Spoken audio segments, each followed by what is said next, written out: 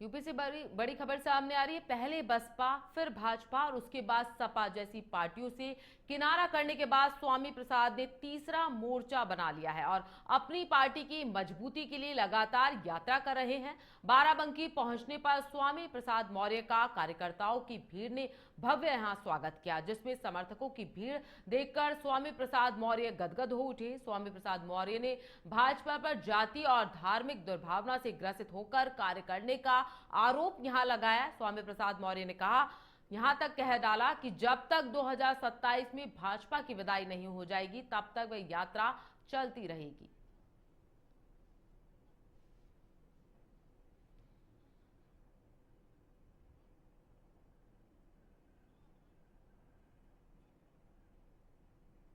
सरकारी नौकरियों के एग्जाम में सामान्य मेरिट से भी ज्यादा अंक पाने वाले SC, ST, OBC के लोगों को नॉट फाउंड सुटेबल कह करके वापस कर दिया जाता है।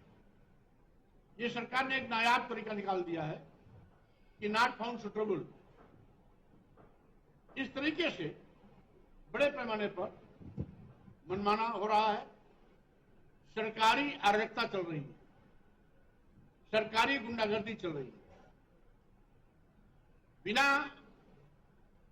न्यायपालिका कानून को आधार बनाए मनमाने तरीके से हवाई आदेश का इस प्रकार के SC, ST, OBC माइनॉरिटीज के लोगों को अराजकता का शिकार बनाया जा रहा है। मथुरा में बिजली कटौती को लेकर प्रदर्शन यहां पर जारी है। लोगों ने बीच सड़क पर जमकर हंगामा किया है। राहगीरों और प्रदर्शनकारियों में नोकझोंक यहां पर हुई है। प्रदर्शनकारियों ने ट्रैक्टर चालक के साथ भी मारपीट की है। मारपीट का वीडियो सोशल मीडिया पर वायरल हो रहा है। सूचना के बाद मौके पर पुलिस पहुंची है। पुलिस की समझाइश पर रास्ता यहां पर सुचारू हुआ है। हालांकि मारपीट करने वालों पर नहीं यहां पर कोई कार्रवाई की गई है। वृंदावन, संत नगर कॉलोनी और केमार वन का यह पूरा मामला बताया जा रहा है।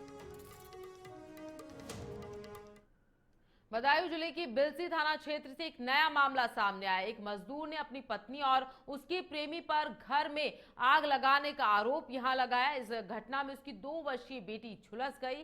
पीड़ित मजदूर दिल्ली में काम करता है। उसकी पत्नी 2 बेटियों के साथ गांव में रहा करती है। पत्नी ने अपने प्रेमी के साथ मिलकर घर की चारपाइयों में आग लगा दी। आग इतनी तेज थी कि 2 साल की बच्ची इस आग की चपेट में आ गई। आसपास के लोगों ने मुश्किल से आग पर काबू पाया। घटना की सूचना मिलने पर पीड़ित ने बिलसी थाने में शिकायत यहां पर दर्ज करवाई है। पुलिस ने तहरीर के आधार पर पत्नी और उसके प्रेमी के खिलाफ मामला यहां दर्ज कर लिया। झुलसी हुई बच्ची का अस्पताल में फिलहाल इलाज जारी है। यूपी के हापुड़ से बड़ी खबर सामने आ रही है। पुलिस की पिस्टल छीनकर भाग रहे आरोपी से यहां मुठभेड़ हो गई है और मुठभेड़ के दौरान गौकश नूरू को लगी है पुलिस की गोली। पुलिस ने आरोपी को गिरफ्तार कर अस्पताल में भर्ती करवाया है। गिरफ्तार गौकश नूरू पर है गैंगस्टर सहित करीब 28 मुकदमे दर्ज। बदमाश के कब्जे से तमंचा, कारतूस और गौकशी करने के उपकरण यहां पर बरामद किए गए हैं।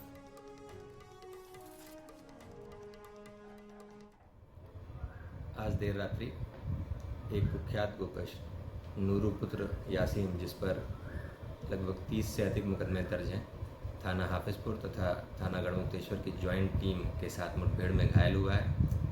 उक्त बदमाश थाना हाफिजपुर से गोकशी के मुकदमे में वांछित चल रहा था, जिसे हाफिजपुर थाना पुलिस द्वारा गिरफ्तार कर बाउमीद बरामदगी गढ़मुक्तेश्वर क्षेत्र में लाया गया था, जहां बरामदगी के दौरान उसके द्वारा गढ़मुक्तेश्वर के एक पुलिसकर्मी की पिस्टल छीनकर पुलिस पार्टी पर फायर किया गया। आत्मरक्षार्थ हुई फायरिंग में गोकश घायल हुआ है तथा उसके पास से गोकशी के उपकरण तथा लूटी गई सरकारी पिस्टल भी बरामद हुई है।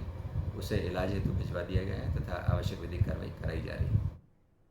फिरोजाबाद यूपी में 8 वर्षीय मासूम बच्ची की बेरहमी से हत्या कर दी गई। हाथरस से ननिहाल में घूमने आई थी मासूम बच्ची का शव पड़ोस के घर से हुआ है बरामद। पड़ोस के घर में बोरे में बंद ईंटों के नीचे दबा मिला हुआ है शव। तो शाम को खेलते समय अचानक से गायब हो गई थी बच्ची। SSP सौरभ दीक्षित सहित 3 थानों की पुलिस यहां जांच पड़ताल में जुटी हुई है। परिजन पुलिस के साथ कर रहे मासूम को यहां पर तलाश। पुलिस ने 4 आरोपियों को फिलहाल गिरफ्तार किया है। हत्या के खुलासे के लिए एसएसपी ने 3 टीमों का यहां गठन किया है। थाना नारखी के बच गांव का यह पूरा मामला बताया जा रहा है।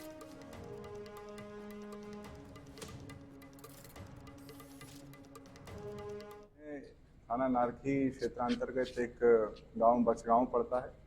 यहाँ पे एक छोटी बच्ची जो कि 8 वर्ष की है, उसके गायब हो जाने की सूचना पुलिस को प्राप्त हुई थी।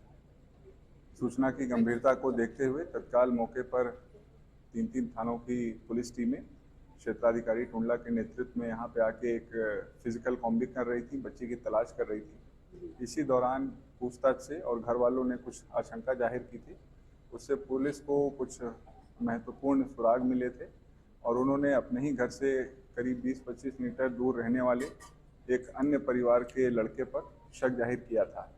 तमाम प्रयासों से और पुलिस की जो यहाँ पब्लिक की मदद से यहाँ पे जितना सर्च ऑपरेशन चलाया गया था, उसमें इसी अभियुक्त के घर से बच्ची को उसका शव बरामद किया गया है। तत्काल उसको बरामद करके शव को पोस्टमार्टम के लिए भेजा गया है। खड़खड़ी क्षेत्र में कुछ मेडिकल स्टोर्स पर खुली दवाइयों के उपयोग और बिना डॉक्टर्स की पर्ची के दवाएं बेचने पर ड्रग विभाग ने कार्रवाई की है। इस दौरान ड्रग इंस्पेक्टर अनीता भारती ने बताया कि विभाग को लगातार शिकायतें मिल रही थी। मौके पर पहुंचकर कई मेडिकल स्टोर्स पर कार्रवाई की गई है, जहां कई तरह की अनियमितताएं पाई गई हैं। कुछ मेडिकल स्टोर्स संचालक खुले में दवाइयां बेच रहे थे, जो नियमों का स्पष्ट उल्लंघन है। साथ ही चिकित्सक भी मरीज को खुली दवाइयां यहां पर दे रहे थे, जिसके बाद चिकित्सक को चेतावनी देकर छोड़ दिया गया है।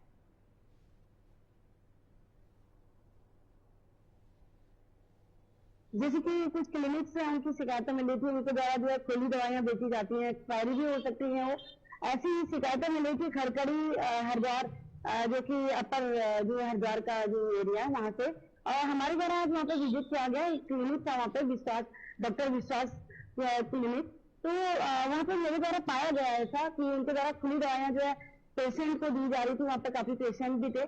तो ये गलत प्रैक्टिस है। किसी भी डॉक्टर को, अगर वो कोई भी डॉक्टर है, तो उसे खुली दवाइयां